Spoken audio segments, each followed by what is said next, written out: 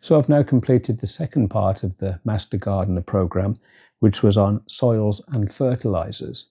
Here are the learning objectives. Describe the basic physical and biological components of soil.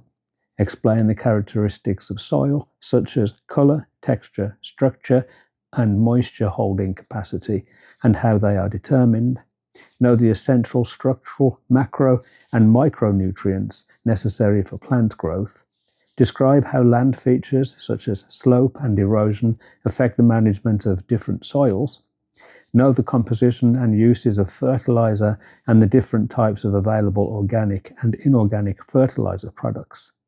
Define pH and its significance in plant growth and how pH can be modified for different soils. Describe the basic components of compost and how to produce it, and describe how to obtain a soil sample and interpret soil test results. So I did the same thing with the worksheet that you are to review before you take the course, and I marked my answers and then reviewed it after I'd taken the course. And I've got to admit, I did a little bit better on this pre-worksheet for soils and fertilizers than I did for botany, which I guess means either the subject matter was a little more simple, or I already knew quite a little bit about composting and soil structure, etc. But again, here are some examples of the pre-questions that they asked in the worksheet. What percentage of the total volume of silt loam soil in good condition for plant growth is composed of pore spaces?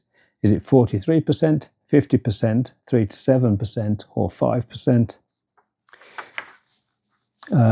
Mycorrhizal fungi represent mutually beneficial plant-fungi associations, or extend the absorption area of the plant roots, or can be important in plant drought tolerance, or all of the above. This element is needed to turn hydrangea flowers blue. Is it calcium, sulfur, chlorine, or aluminium or aluminum? Soils form differently depending on their topography, parent material and native vegetation, weathering and climate, or all of the above. It's summer. Your 5 foot by 5 foot by 5 foot compost pile is about 6 weeks old. It smells sweet and feels damp, but it just doesn't seem to be heating up. What is the most likely cause? Is it that the pile is too dry? Is it that it needs to add more charcoal ash? Is it inadequate nitrogen, or too much fresh lawn grass was added to the pile? Examples of organic fertilizers are sewage sludge, bone meal, fish emulsion, or all of the above. How much soil should be sent to the lab for testing?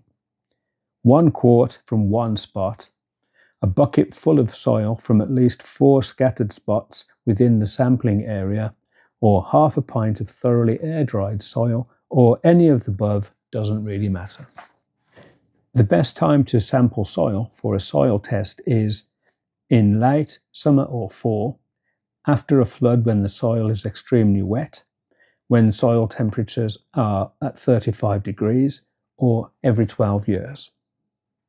I found the material covering how soils were formed through glaciation in Illinois and how this has influenced soil structure and the formation of different soils in different parts of the state. Really interesting. The sections on composting were very practical and hands-on, and I did learn how to properly test soil by providing a soil sample to a test lab, something I plan on doing in the spring. So now it's on to the next section of the Master Garden program, which covers propagation.